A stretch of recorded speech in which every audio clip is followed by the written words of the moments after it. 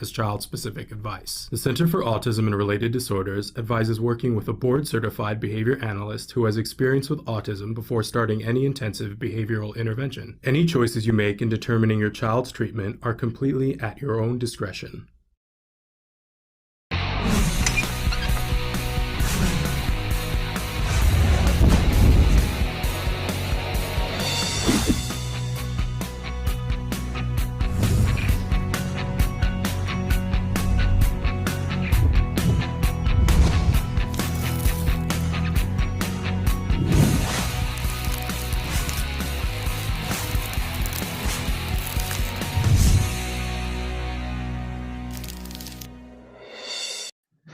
Good morning and welcome to Autism-Live. I'm Shannon Penrod and we're coming to you live from a room in my house and from other places around Southern California.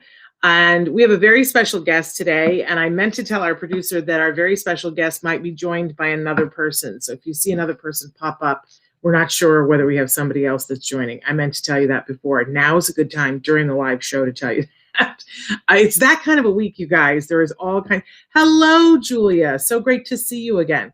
There's all kinds of things going on. We are just 2 days away from Halloween. We are just 5 days away from a big election here in the United States. And I don't know about you, but I'm looking for all kinds of things to do to like distract me and celebrate the season. And I just want you to know that I can't find my camera. There we go. I have this cooking in my oven right now. This is one of my fall favorites. This is redonkulously good, and they don't pay me anything to say that. But they should, because I love them so much, and I tell people about it all the time. I'm so bad with finding my camera. So this is Breads from Anna, and this is the banana bread mix. They also have the most fabulous pumpkin bread mix in the world. But this and that are not only our family favorites, but we get asked to bring these to events, and it's people who don't eat like we do. So I just want to make you aware of, look at this. It says it's gluten-free, dairy-free, corn-free, soy-free, nut-free, yeast-free, and rice-free. And I know what you're thinking, what the heck's in it? And so let me just read you. Okay, the number one ingredient, and you know, I'm always a big fan of saying let's keep our kids low sugar, but you know, every now and then doesn't hurt too much with most kids. Asterisk, right? So the ingredients are unrefined cane sugar, tapioca starch, arrowroot, millet flour, potato starch, chia flour, chickpea flour, navy bean flour, pinto bean flour, cream of tartar, baking soda, xanthan gum, and salt. And it is guaranteed to be free from gluten, dairy, corn, soy, peanuts, tree nuts, yeast, and rice. And they package their mixes in our own dedicated facility, free from wheat, gluten, soy, peanuts, tree nuts, fish, and shellfish. And it says, Nutrition Matters, we use a blend of 3 different pre-cooked bean flours and chia flour, which provide a good source of protein, fiber, vitamins, minerals, omega-3s, and antioxidants. We do not use refined sugars. Absolutely love this stuff. It is so good. You know that when you're making gluten-free stuff, sometimes that it tastes like something on the bottom of a shoe. Hello to Patricia. And you know that sometimes it's like, maybe it's okay, but the texture is off.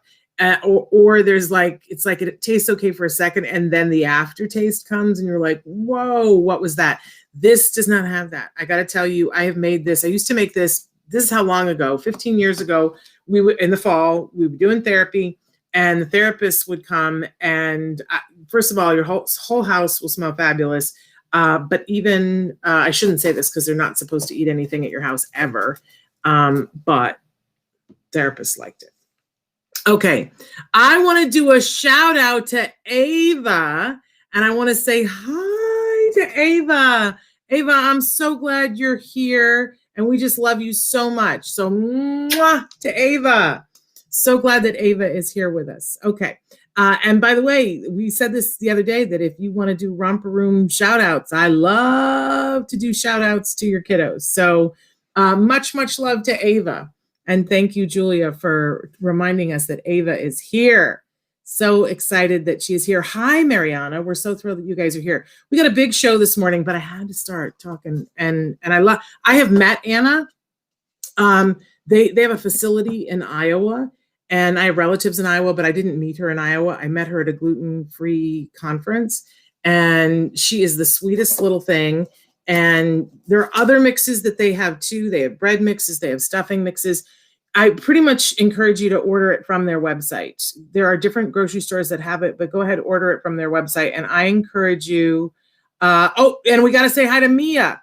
Ava has a sister, Mia. Mia, how are you? We're so glad that you're here, and what a good sister you are. So shouting out to Mia. But I just want to say, absolutely love it. It has the American Choice Certified Best Product Award. Yeah, Autism-Live loves it too. So absolutely love this. You can make it for people who aren't gluten-free, and they won't know.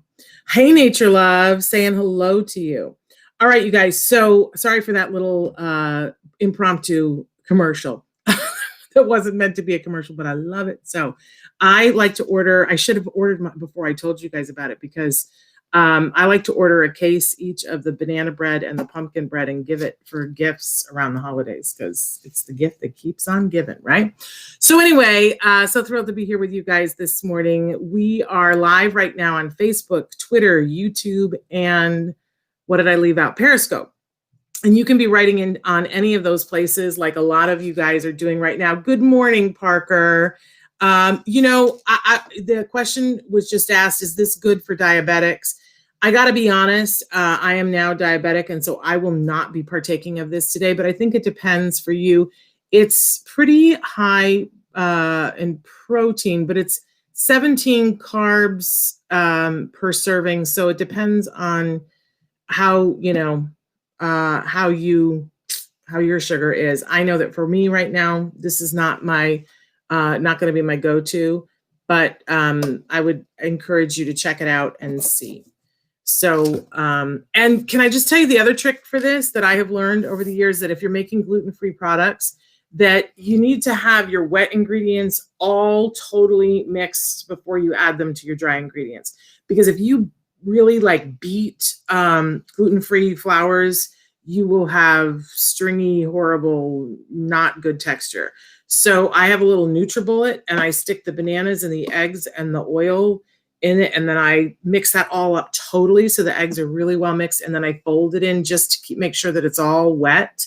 And that is, with any gluten-free mix, that's sort of the key. Mix your eggs and your wet stuff separately really well. Beat the hey nani nani out of it separately before you stick it in with the dry ingredients. That's a really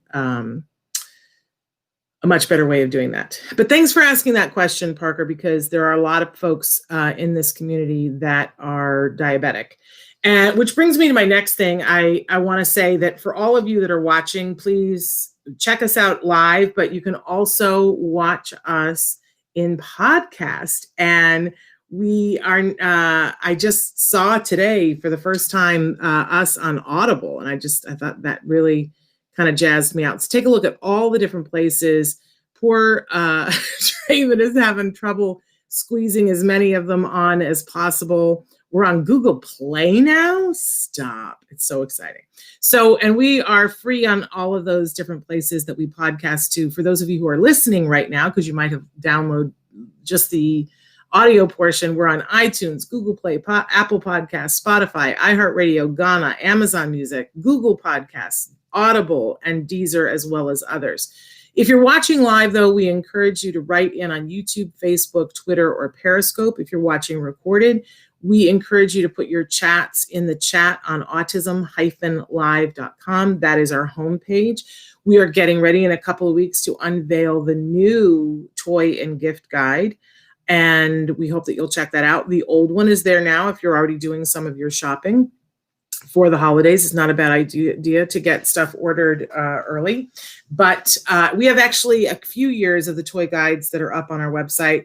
The most recent one is at the top under the toy guide icon, and the two before that are under the blog.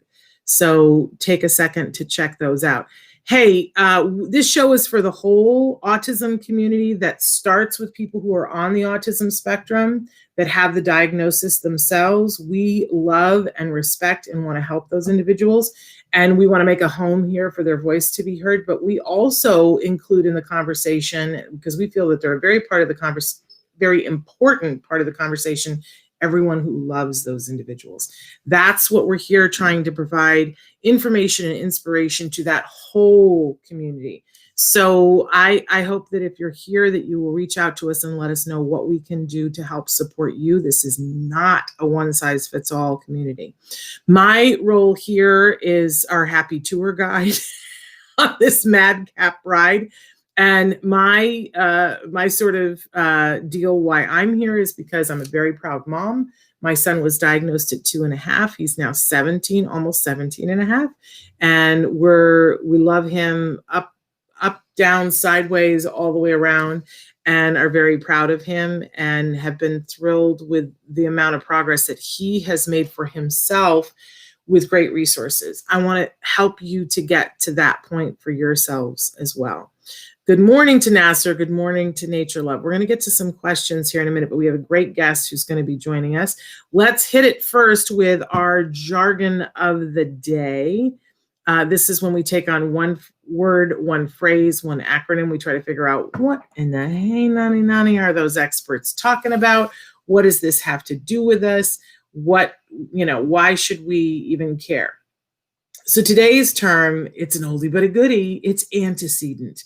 It's one of the very first jargon terms in autism that I learned, and that I was like, well, why don't they just say what it means, right? But once I learned this term, I've never forgotten it. And I swear to you that I use this every single day. And you do already, but you just didn't know that it was called this fancy word. And I would reject the word, except that it works well with something that we'll need to remember. I know I'm speaking convolutedly, but antecedent starts with an A, and we always talk about the ABCs of behavior. And so it works well for that. So let's take a look. What does it actually mean? First, we give you the actual definition, and we try to make fun of it whenever possible. Antecedent, anything that occurs or is present immediately before the behavior of interest. Now, there's not a lot to make fun of here. But sometimes even this, if you're overwhelmed and underslept, you're like, behavior of interest, what are we talking about, right? So let's move on to our working definition, because this is where we start. What happened before? So you get a phone call and they say, hello, Mrs. Gibson, your son got into trouble today. He had a very rough day today, and at one point he threw crayons. And what's the first thing that you say? What happened before? And if you can train your brain whenever something happens or goes awry or just isn't the way that you're hoping it will be today or another day, if you ask yourself, okay, what happened right before? Because there are clues there. It's not necessarily the whole thing, because we really need the ABCs. So the A is the antecedent, what happened before, the B is the behavior, the C is the consequence. But a lot of times you can head things off at the pass if you understand the antecedent. So, and this, by the way, this goes for kiddos on the spectrum. This goes for adults on the spectrum. This goes for kiddos that aren't on the spectrum. This goes for adults that aren't on the spectrum, and everything in between. So let's say your mother-in-law can be very nice and you just love her to death, except sometimes she turns into the wicked witch of the West. And you're like, what happened? Well, it's a good idea to start thinking of it. We were sitting there at lunch and everything was going well, and then she started in on me. And if you ask yourself the question, what happened before? And you really got to look at this as if, it's that thing in a dream, where in a dream sequence in a movie where all of a sudden the camera pulls back and you can see the whole picture. That's really how you want to look at what happened before. What happened before? Did you just serve, pink lemonade? Did you just say something about your sister-in-law? Did you just clear your throat? Like, what What are all the things that happened before? Because they're clues to what set your mother-in-law off. It could be, just like our kiddos, that your mother-in-law has an allergy to a food coloring that was in the pink lemonade. Could be. It could be that she's very sensitive about the sister-in-law because she thinks that you don't like her daughter. Could be, right? It could be any one of 1,000 things. But when you start to see, okay, for instance, my mother, God rest her soul, she's not with us anymore, but my mother was hypoglycemic. And it took me maybe 32 years to notice that if my mother said, I'm hungry, if you didn't put something in her hands or in her mouth to eat within 8 minutes, she was going to get hangry, and she would get nasty, right? And what we learned was, if she says she's hungry, I always packed snacks, especially when she was older. If we were going to go someplace and I needed to be there for quite a while with her and I needed her to hang, pack a snack, right? I can remember when my grandmother was going through chemotherapy and my mother, I had to take her with me, and my mother was going through a different kind of treatment. And I, long drives with them, and I packed snacks. I had 2 toddlers with me, right? Kept them happy. If you can head off a behavior before it happens, your life is so much better. The 2 minutes that it took me to pack some cookies and some graham crackers and stuff to have in the car made my car ride and my entire day so much better, because we didn't get to the point where she was telling me that I was driving in a way that she doesn't want. Now, that's just, 2 lovely elderly women, but it's the same way for all of us, right? I want you to now start thinking about, when you get upset, what was the antecedent? What happened that set you off? And can you do something to head that off at the pass for yourself? Like, if you have had enough to drink, are you less likely to pop off, right? If you've had enough sleep, and even understanding that, if you go, okay, well, I know that my temper is thinner when I sleep. And so when somebody says this to me, I'm more likely to go off. What can I do to mitigate that? If I make sure that I've got something to drink, just make myself a nice cup of herbal tea. Does that help if I don't have enough sleep? You know what I mean? If we begin to understand this for ourselves, and then understand it for the world, and understand it for our kiddos, life gets better. It really does. Now, this is a tool that we don't always take out and use. And there are days that I go, what? I know better. Why am I not looking at these antecedents for myself? None of us are perfect. None of us are perfect. But antecedents are something that we have so much more control of than we have of a lot of other things in our life. I always try to ask myself, are we setting ourselves up for success here? What can we do to set ourselves up for success? So understanding what your antecedents are that lead to behavior, understanding what your kids are, helpful stuff. Okay, moving on. We always have a question of the day for you. And our question today is, what's your favorite candy? Now, can you tell where my head is at? I showed you the banana bread, and now I'm asking you what your favorite candy is. But the truth is that it is Halloween on Saturday. For some of you, you're celebrating. Some of you are doing it in a different way. Some of you are just abstaining from it. It's all good. We've talked about this week about maintaining traditions and creating new ones. And it's so important that we have things that are reinforcing this week. And I don't normally encourage you to go to the candy, but if you're gonna go to it in a way that eat your favorite candy. Don't be eating the candy that, there's some candy that nobody likes, right? That's like, why do they even still make that? I don't even know, right? So don't waste your time on circus peanuts, right? If you're gonna eat some candy, get yourself the kind that you like. Just don't buy a vat of it. Be nice to yourself, but moderation in all things, right? Okay, I'm hurrying along because we're late, and we got a great guest today. So our next thing is our topic of the week, which I already kind of hit on. If you can't do the tradition the way that you have always done it, morph it, change it, create a new tradition.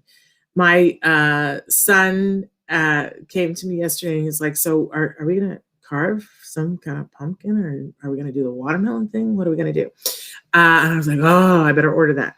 And I don't know. I don't know whether we're going to be able to get watermelons and pumpkins at this time because it's a little bit late. I thought I was so on top of it in so many different ways. But if we don't, we'll find something. I've got a bunch of squash out in our garden that if we have to, we will carve some squash. You know what I'm saying?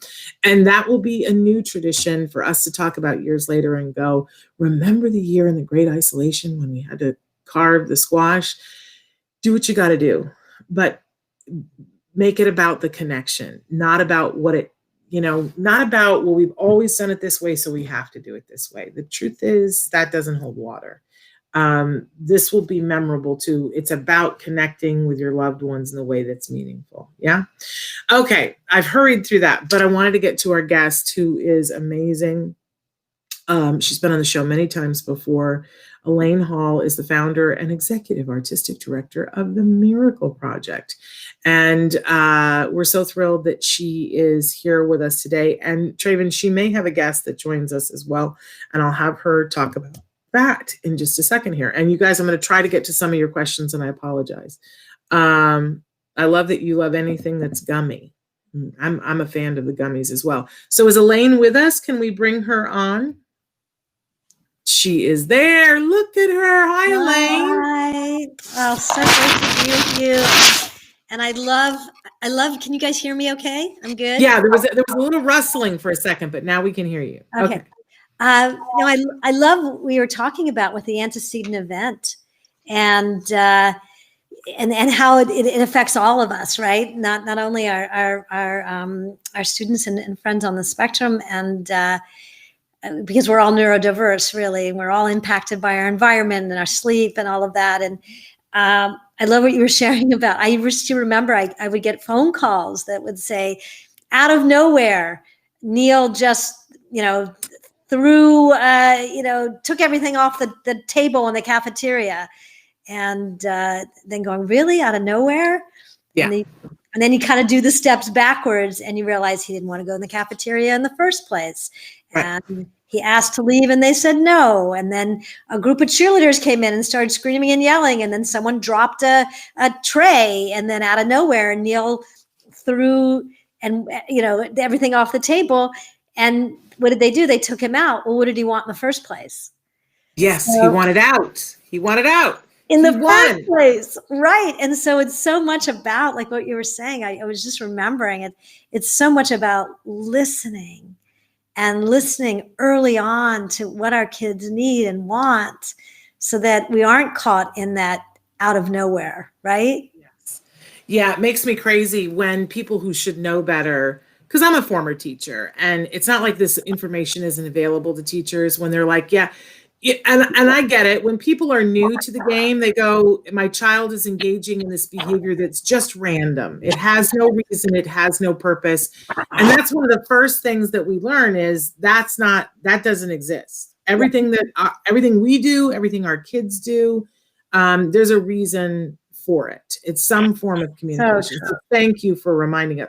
But Elaine, I said that you were the wonderful mastermind behind the Miracle Project, but I forget to identify you as a wonderful mom. You have a fabulous son, Neil, that is very well known in the autism community, a lovely soul and a talented soul. Sometime I want to, it's been on my list of things, and then I just haven't done. I want to come and like garden with Neil. I know he's got a particular green thumb. But you are a fabulous mom, and that's sort of how you came into this community.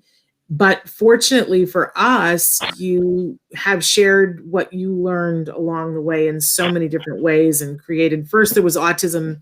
Well, there was the Miracle Project, and there was Autism, the musical. Now there's Autism, the sequel, and so many other things that you do, and you help. You have classes, and you have kids that perform all over the place. and you do live original shows that are just breathtaking. They always take my breath away. So you kind of have your hand in every single pot, don't you? Well, it's the creative spirit, right? We do what's needed and show up with what we're able to do and what we're able to give. And my gift is creativity and putting on shows with all abilities. So I think that's we do what we love and we do best. So I feel really privileged that I get to do what I love and bring it to the world. And we should say that, you've been doing this for quite a while. How many years has the Miracle Project been going strong? Shannon, we started really in November of 2004.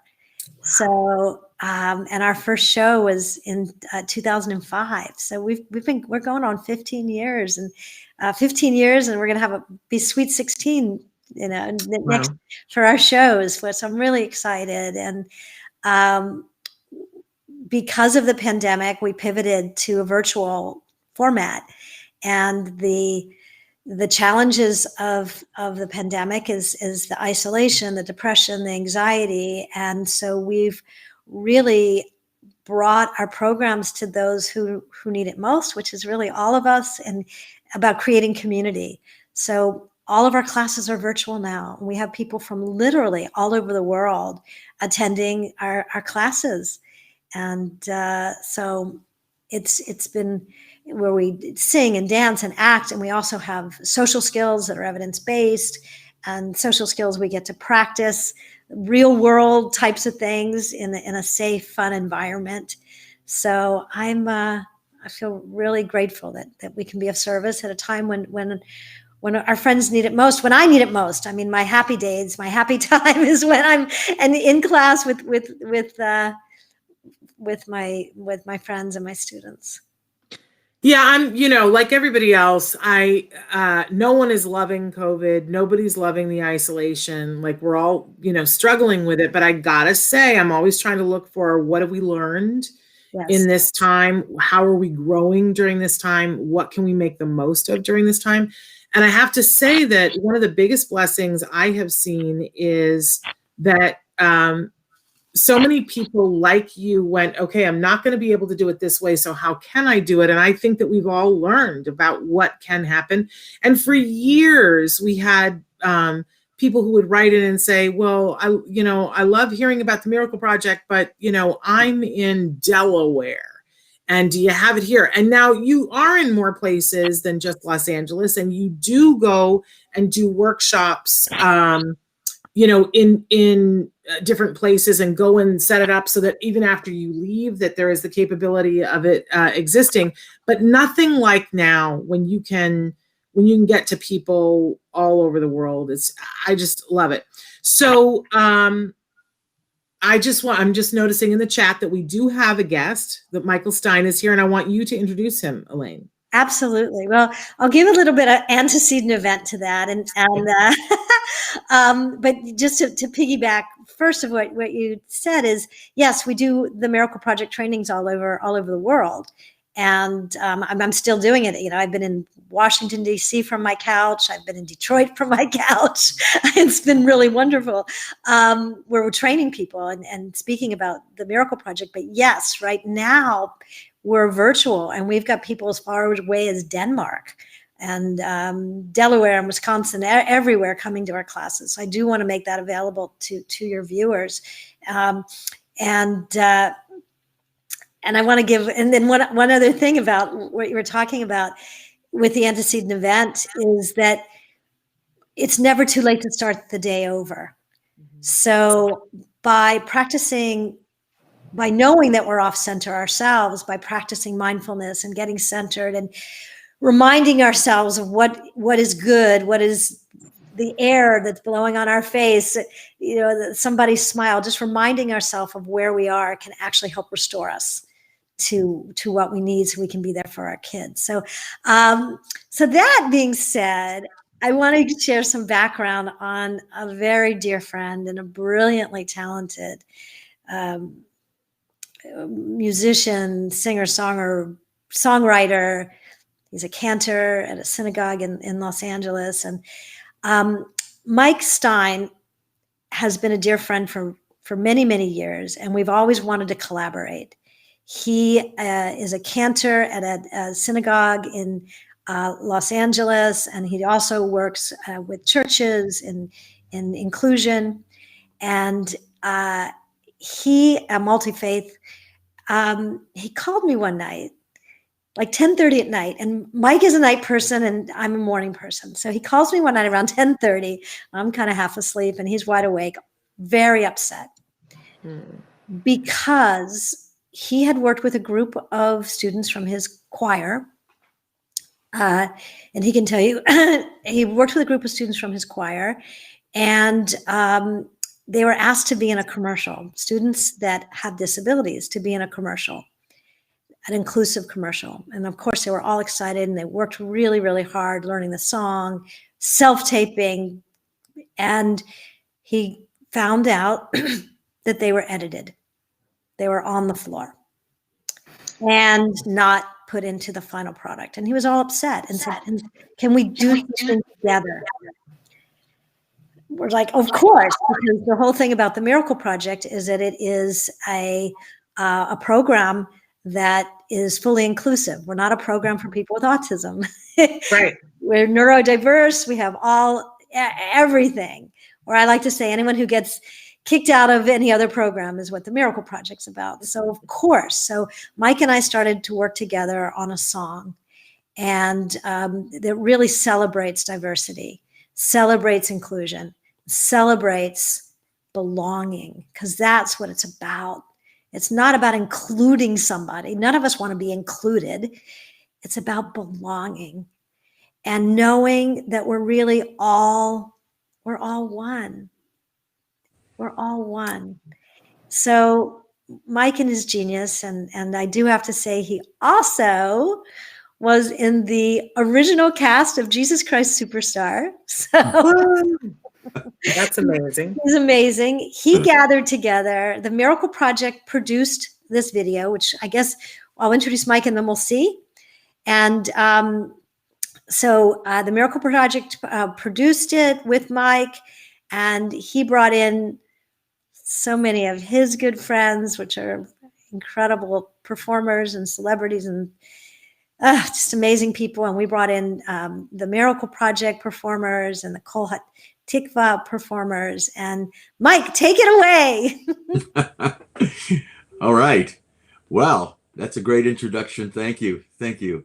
And yeah, we wanted to make something that said, there's no reason for us to be on the editing floor. We are everything you need. We are holy, right? And with the idea of being holy and being, holy in Hebrew is kadosh, which means set apart, which means but set apart in a way that it is more beautiful and more important and more necessary in life, right? So the whole idea was holy. We're made of one breath, all of us. We are always who we are. What you see is what you get always. It's an expression. It's an expression of who these young people are that are a part of our choirs and our groups. And I brought in a friend of mine who worked for nothing, just as a favor. He was Aretha Franklin's arranger, director. There was one big Motown person on the phones at the same time that I called him, and he said, I just hung up with I don't remember who it was right now, but I want to talk to you. So he helped. I had a friend who was from Charlotte Crossley, who was in Jesus Christ Superstar with me in this early 70s, and she came on and sang, and it's a beautiful, beautiful project, and it just shows everybody together. Peter Yarrow, who is my friend from Peter, Paul, and Mary, is part of the program, because he felt it was really important to talk about inclusion and to show everybody included and belonging. And I've got to tell you, when I taught the song to our neurodiverse youth, they just love it. They just love it. It just rolls off their tongues. And that's the most important thing. They enjoyed doing it, and that was important. Well, we've got to show this. So we have your permission to show it right now? Absolutely. Okay. So I'm not sure whether we need to mute our microphones or we'll be heard, but Traven, go ahead and roll that tape so we can see this wonderful video.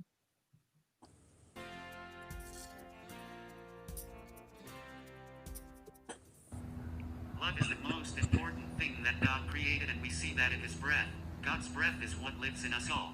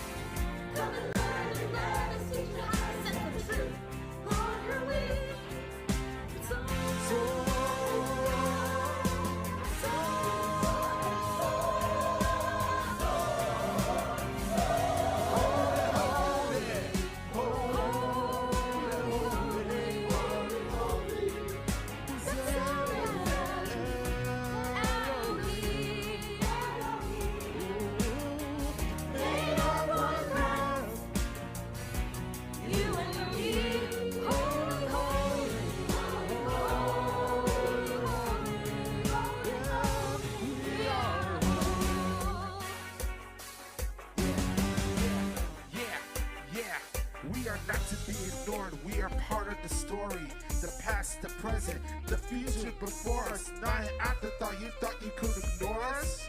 We are whole. We are holy. Holy, holy.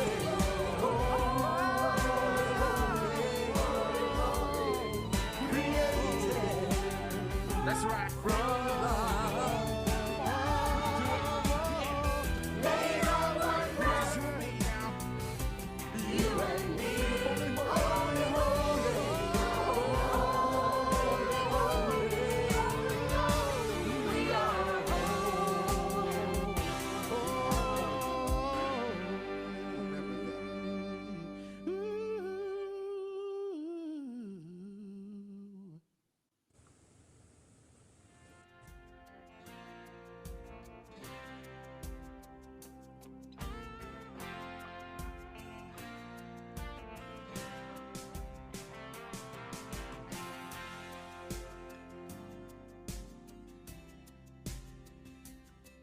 So wonderful, you guys. Thank It's you. beautiful. Thank It's you. absolutely beautiful. Now, if people want to watch that again, where can they go to find that online? So they can go to the Miracle Project website. It's on our homepage.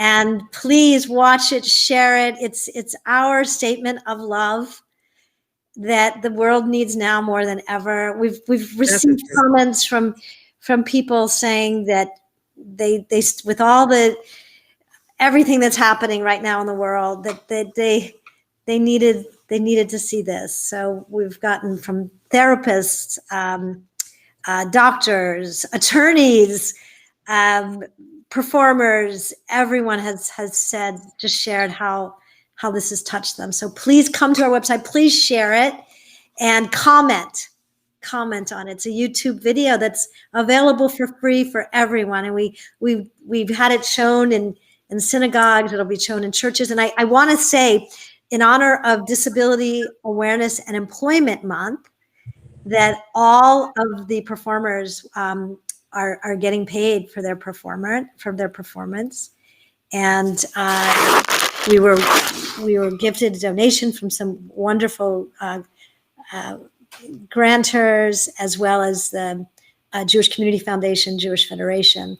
So everyone, all of our performers, with and without disabilities, were paid. And as Mike said, he gave his time, and also H.B. Barnum donated his time 100%. So what an amazing thing. And I particularly love that it sprang out of something that was disappointing, because that is truly how we move forward.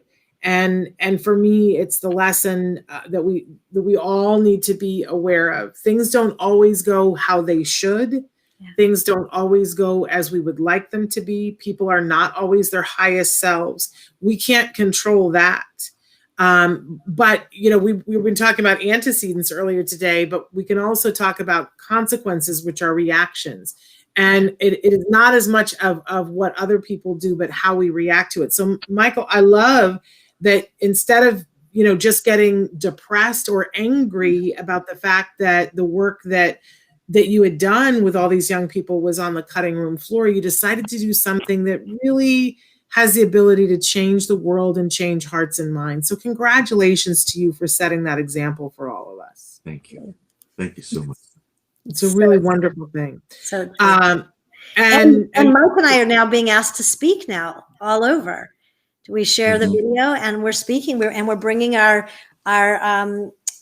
performers to share about what it means to really belong rather than to just be included. So if people were interested in having you guys speak and having some of these young people come and speak at their church, their synagogue, their group, how would they go about asking you to do that? Yeah, they can just come to the Miracle Project, admin at themiracleproject.org. Okay. Or just come to our site. Just come to our site, themiracleproject.org, and there's a form, and you can just say, request for Elaine Hall and Mike Stein for the panel. Yeah, absolutely. Yeah. Yes. I mean, what a wonderful thing, because it cannot be understated how much we all need. I can't be overstated. I don't know which one I want, but how much we all need connection right now. And a lot of the resources that people had kind of went away during COVID, but people are getting hip to the fact that they can do a Google Hangout, they can do a Teams meeting, they can do a Zoom meeting and have a guest like you guys come in and speak about this and lift everybody up. Have an excuse to get together, talk about things that are positive and connect with each other. Our communities need this so badly now in so many different ways.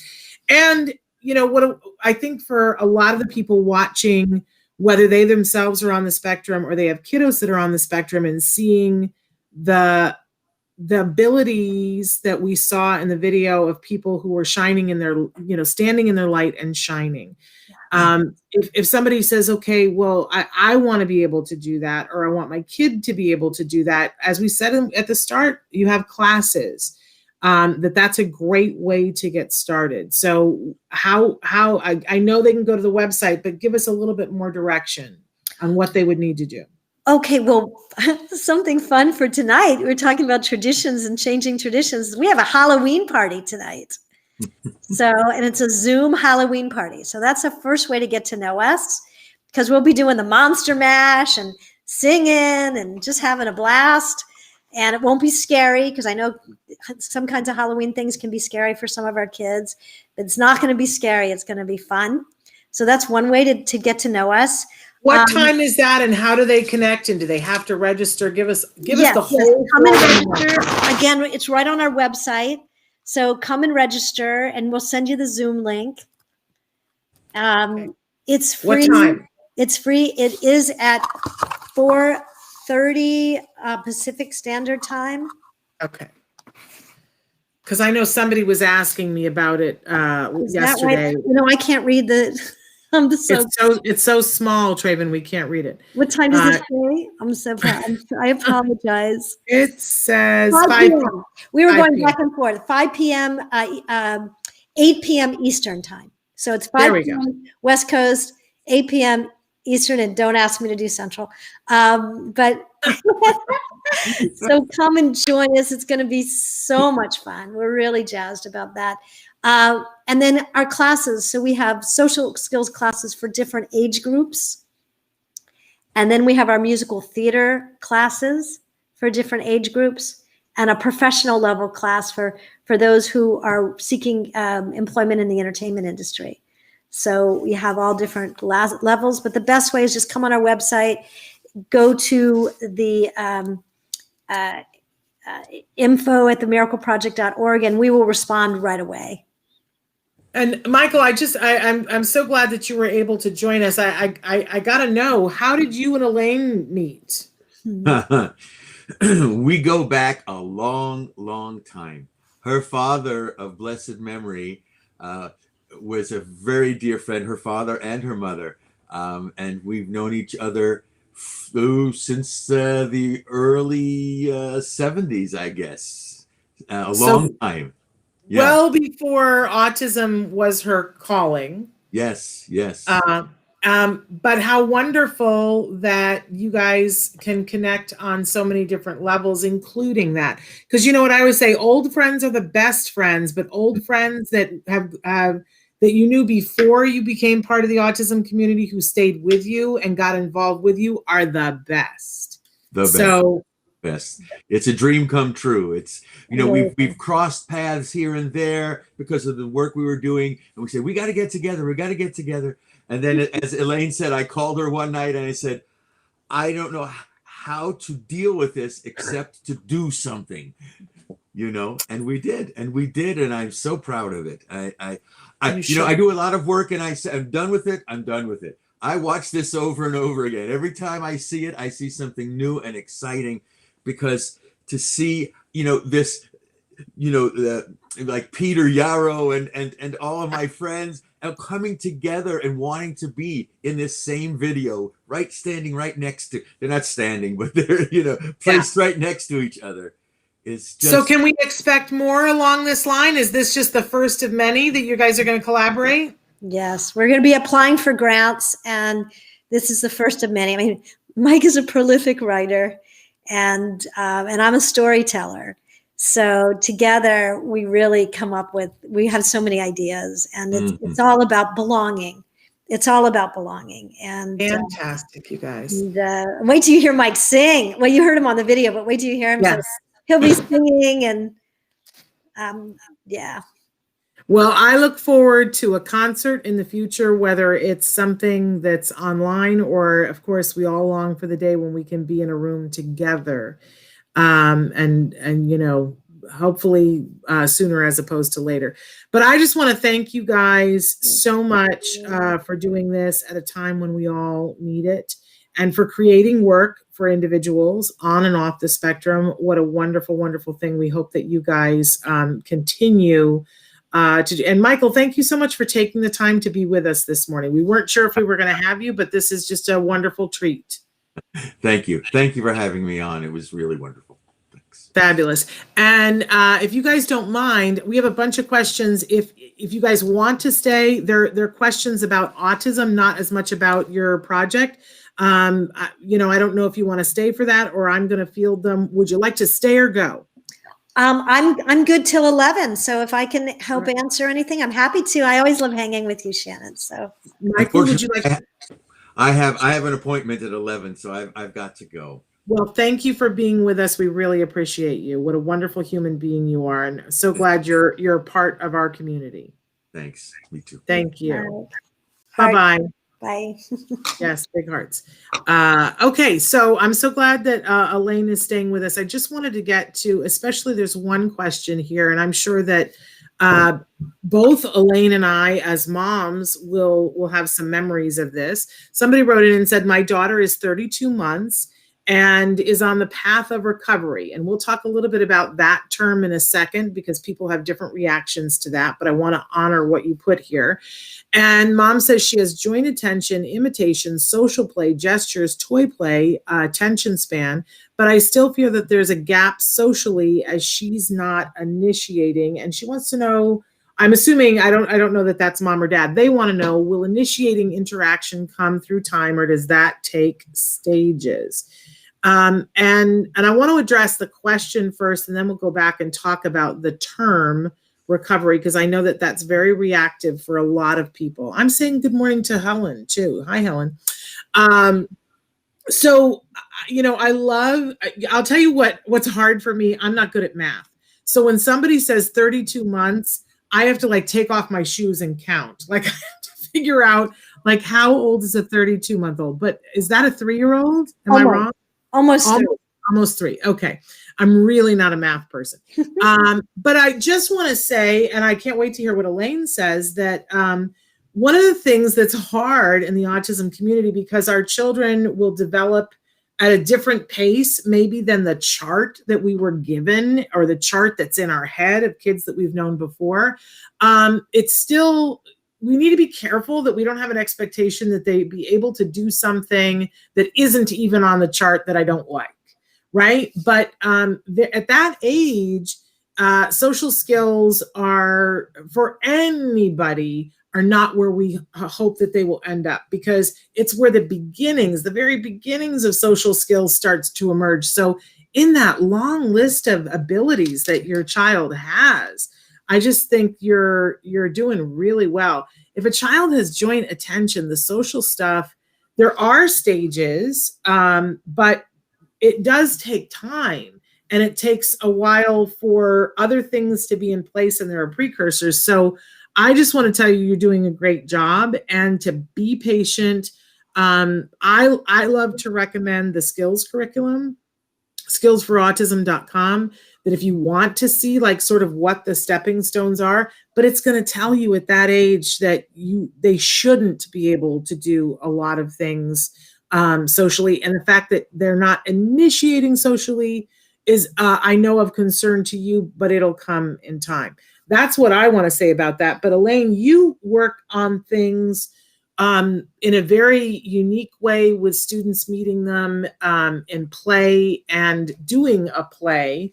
You've seen a lot of this, and as a mom, I'm sure that you have seen this. What words of wisdom do you have for this parent? Well, I think I want to echo what you said, Shannon. I want to applaud. Remind me her name again is. Well, the person, their name is Nature Love. Okay, well, I want to applaud you for the wonderful way that you're seeing your child and what you're valuing, and the fact that your child has come so far at such a young age. So first, I want to applaud you. Then also we always want to, what I was taught early on is never to compare my son with another child, but to only compare him to him. Where is he today that he wasn't yesterday? And in that respect, with initiation, we always want to look at where are they initiating. So rather than what are they not, where do you see your child initiating? Maybe with the simple wants and needs right now, and that's great. And one way to encourage that is to have neurotypical playmates around. I was encouraged early on to have neurotypical playmates to help model to help model. And that is what we do at the Miracle Project, but also what I did as a mom. And then something for everyone, Shannon, I know, we've talked about this quite a while. Some of in the older literature, they would say there's a window of opportunity. And if you don't acquire these skills at certain age, you're never going to get them. Well, I want to share with you what I learned from one of my mentors, Dr. Stanley Greenspan, and I interpreted it this way. He told me that a 70-year-old can learn to play guitar. So the brain is always developing. So I gave my own window of opportunity, which is there are a skyscraper of windows. So we have students who don't acquire certain social skills. They come to us, they're 15 years old, and they're able to acquire incredible social skills, commenting on another person, giving compliments, sharing their thoughts and ideas. I also now work with a 62-year-old, a 60-terrific-year-old who had recently been diagnosed. Wow. And has developed all kinds of skills that never thought was possible. So I just want to encourage you and all the parents to keep on the path, stay open, stay resilient, stay loving, and watch for what they are doing rather than what's not happening. I love that. And then I just want to take a second to deal with the word recovery, because it's always a trigger here. I've had many friends, self-advocates, individuals who are on the autism spectrum who've asked me very politely to stop using the term, and I have tried to stop using the term as much as possible. My agreement with them is I will stop using the term, but that I won't stop talking about the concept of it. Mm-hmm. That there is a concept of, there's the diagnosis of an autism spectrum disorder. And that's a very specific thing. And in order to get that diagnosis, you have to meet certain criteria. You have to have, these three things, and you have to have them present in your life to an extent that they prevent you from doing the things that you would want to do, that you personally would want to do, right? And that you would need support in order to live your life to the extent that you choose to live it. So that you qualify for a diagnosis of a disorder when you have that. We have seen over the years that individuals with a whole lot of treatment and with a whole lot of support can get to the point where they learn skills to the point where that is no longer true for them. That they go to an independent person, and where before it's documented that they did qualify for a diagnosis, now they no longer qualify for a diagnosis of autism spectrum disorder. And I keep hitting the word disorder, not because I like it, because I don't like it, but I want to acknowledge that there is a difference between that. I have met many individuals, and I'm sure that Elaine has too, that have, at some point were diagnosed with autism, but we cannot say that they are disabled and they don't have a disorder. And they are living big, huge lives. And some of those people need support and some of them don't. And so at the Center for Autism and Related Disorders, they consider a person to be recovered. And again, I'm going to use those. I want a better word. And I hear that we need a better word, but I don't have another word right now. But when someone no longer qualifies with a professional who can diagnose, no longer qualifies for the disorder, when they are able to go to their workplace or school and get at least a C average with no support, and when they need no other supports in their life, then the Center for Autism and Related Disorders considers those people to be in the recovery category.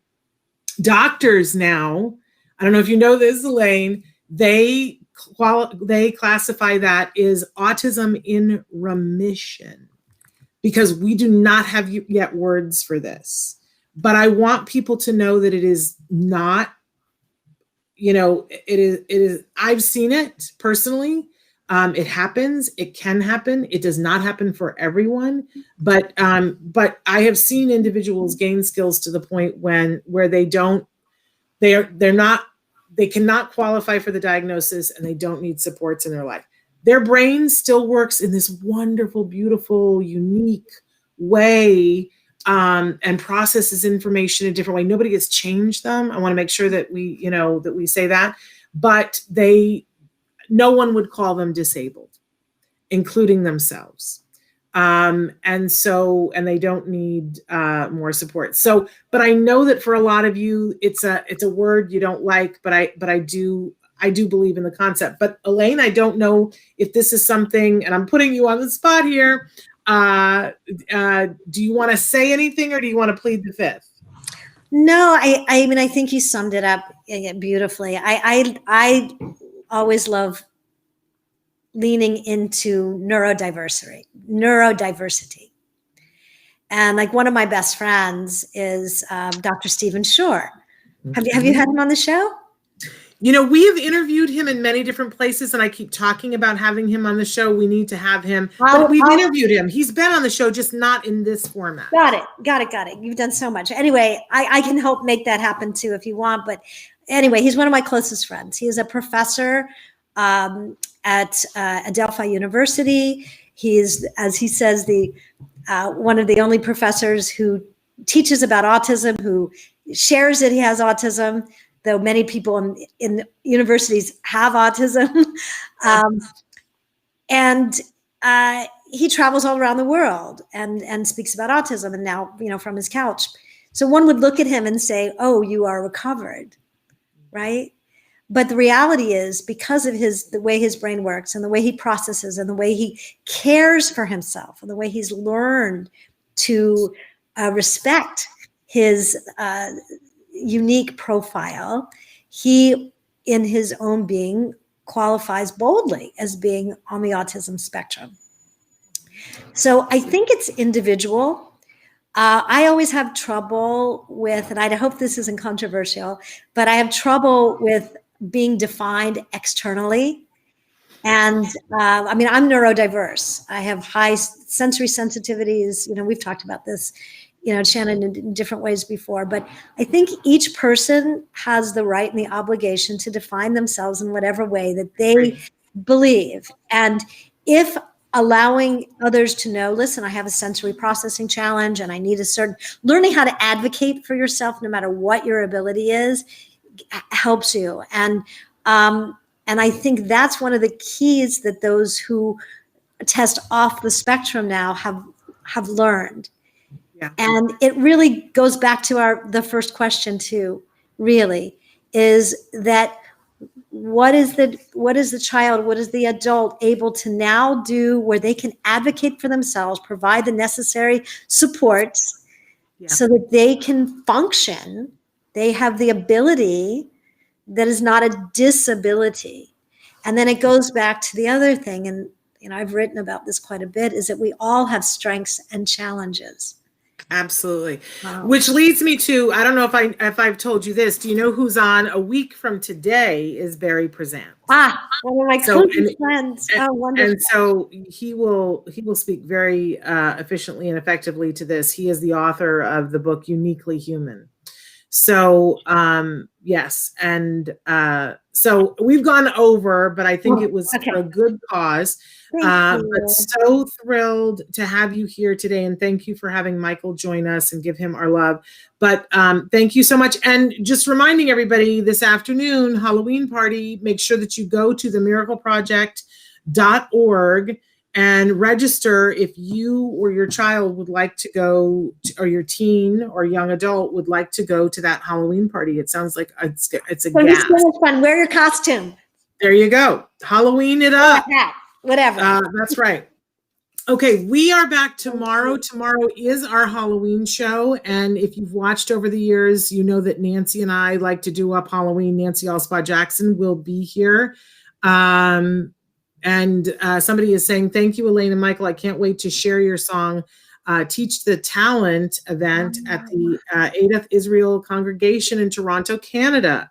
How wonderful. That will be wonderful.